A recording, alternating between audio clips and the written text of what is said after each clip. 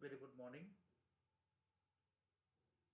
Welcome to this video lecture on the subject corporate administration, and the topic is highlights of Company Act 2013, which is the subtopic of the first chapter, Introduction to Company. Myself, Chand Pasha, working as Assistant Professor, Department of Commerce, Government First Grade College, Hoskote. Dear friends, right now we are discussing the first chapter, Introduction to Company. So far, we have seen the introduction part of the company, meaning and definition. Then we have seen features of joint stock company. Then what are the steps involved in the formation of company? Where for private company, two steps are required, and for a public company, four steps are required. And we are also aware that companies in India are being governed and regulated by the Companies Act of 1956, which is now being replaced by the Companies Act of 2013. Now, in this video lecture, let us try to highlight few points of the Companies Act of 2013, which is now being replaced by the old act. To move on, let's have a little bit history about this Companies Act. The first Company Act in India was passed in the year 1850, and we remember the first company in India was East India Company. Later, in the year 1930, a more comprehensive and consolidated act was passed, and in the year 1936, some major amendments were made to the existing act. But after the independence, the company law committee called Bhabha Committee was appointed, which submitted its report in March 1952, and based on the recommendation, the Company Act of 1956 was passed, and it was effective from the 1st April 1956. Several amendments were made until 2012 to the existing Act of 1956. At present, the new Company Act 2013 is been effective, which was passed in the year 2013. Let us now discuss the differences between the old act and the new act. That is the Company Act of 1956 versus Company Act of 2013. The new Act 2013 has very few sections when compared to the earlier Act.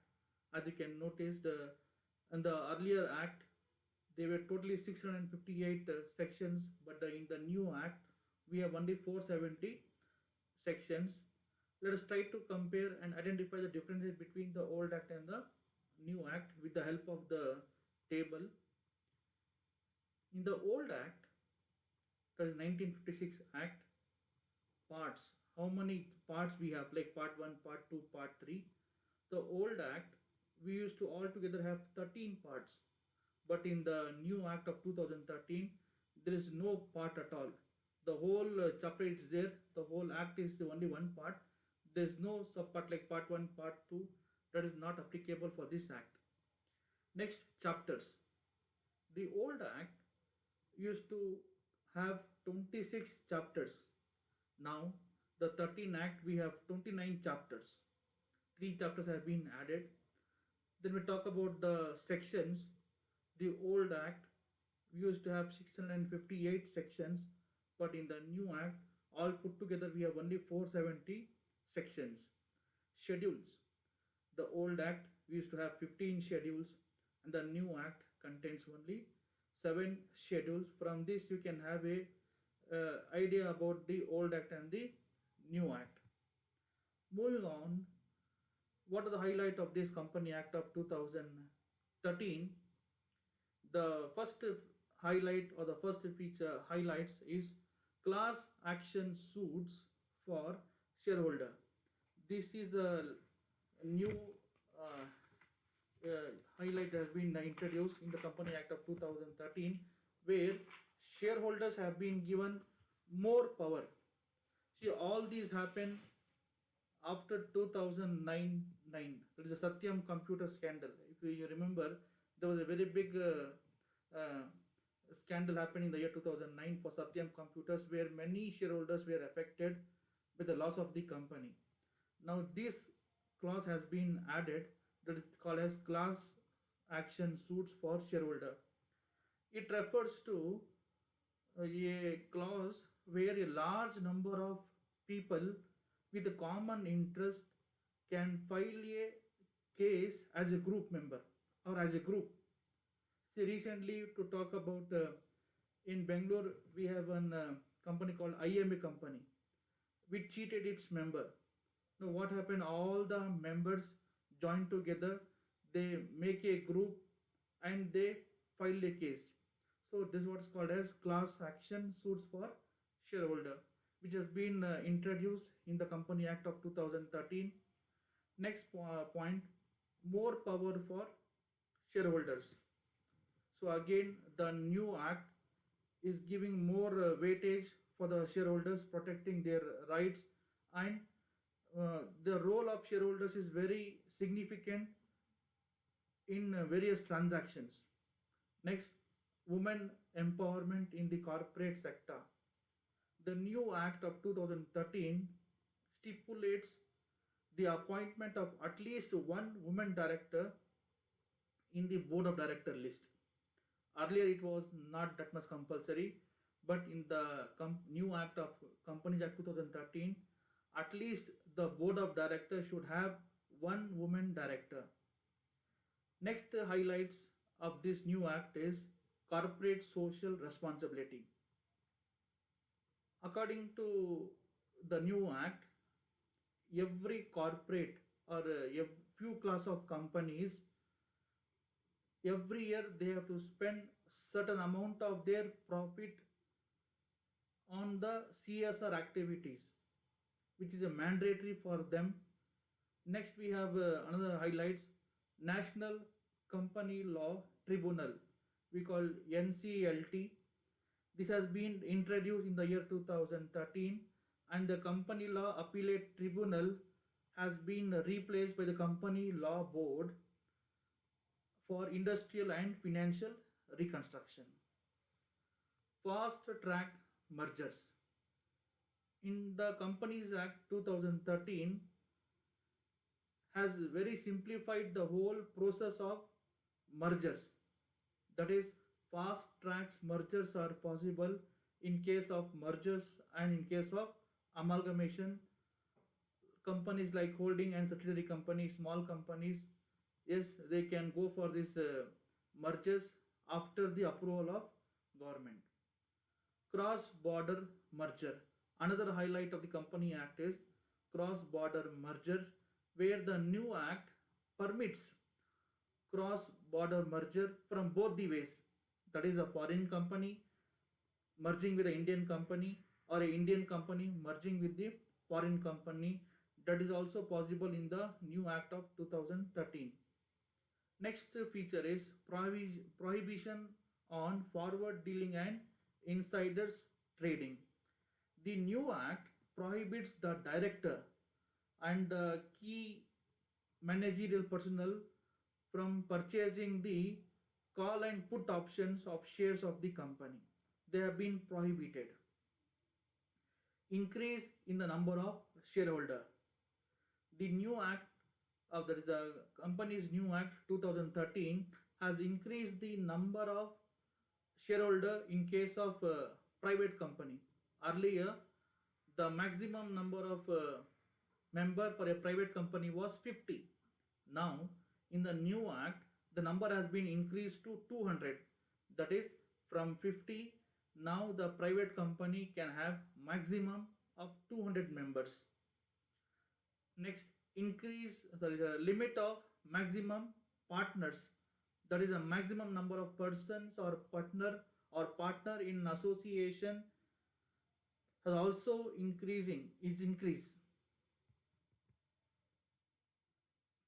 One person company. One person company. The new act, that is the Companies Act of 2013, has provided a new form of a private company which is called one person company. One person company means you can start a company by having one shareholder, or a one person can begin the joint stock company. Whereas in the earlier act of Companies Act of 1956, to start a company, minimum two persons was required. Now in the new act, you can start the company with one person, so we call it that as one person company. Electronic mode. The new Companies Act of 2013, we have the foreign companies where electronic mode has been introduced. Now what is electronic mode? That is, a new act has proposed and given importance more for e-governance process. That is, every company can maintain their books of account in the form of electronic form, or they can have the option of keeping the books of account in electronic form, and financial statement to be placed in the company's website. Next highlight of the Company Act 2013 is Indian resident as a director. That is, every company shall have at least one director who has stayed in India for a total period of not less than 182 days in the previous calendar year. Means in the list of director, there should be one director who is an Indian resident. See, when you talk about a resident, we remember about the income tax residential conditions. That is, stay in India for 182 days or more to become a resident. More or less same law will apply here to become a resident. Next, we have independent director. The Companies Act of 2013 provides that all the listed companies should have at least 1/3 of the director as an independent director. This is a new thing been added. That is, all the listed companies should have at least 1/3 of the board as independent director. The next highlights of the new act: servicing notice of the board meeting. The Companies Act of 2013 requires that at least 7 days before, or 7 days notice should be given to the board for the meeting, and the notice can be sent by the means of electronic. That is, electronic means to director, or you can mail them to the registered address. Duties of director has been defined under the new Companies Act of 2013. Also, the liability of directors and officers have been specified. Rotation of auditor. The next highlight: rotation of auditor. The Companies Act of 2013 provides that rotation of auditor and audit firm in case of publicly traded companies. The auditor should be keep on rotation basis. No auditor should be fixed. Then prohibits auditor from performing non-audit service. The Companies Act of 2013 prohibits auditor from performing non-audit service to the company where their auditors to ensure independence and accountability of auditors. Rehabilitation and liquidation process. The new act has clearly defined what is the liquidation process, how the liquidation has to be carried out. The next highlights of the Company Act 2013 is all the companies have to follow uniform financial year running from April to March. Whichever company it is, the company has to follow the uniform financial year which is starting from the 1st April ending on the March of immediate next year.